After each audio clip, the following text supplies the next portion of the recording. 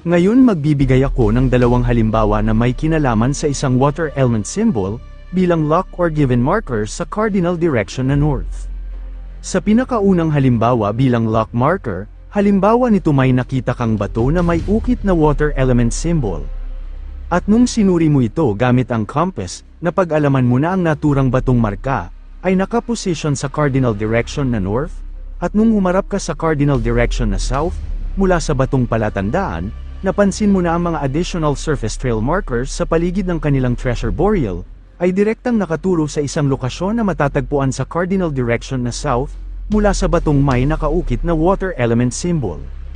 Sa ganitong setup ng treasure boreal layout, ang batong may nakaukit na water element symbol na matatagpuan natin sa bahaging north, ay ginawang lock marker sa north side, na ibig sabihin ang mismong opening na dinaanan ng mga Japanese Imperial Army nung ibinaon nila ang kanilang mga looted items, ay matatagpuan sa cardinal direction na south, mula sa batong may nakaukit na water element sign.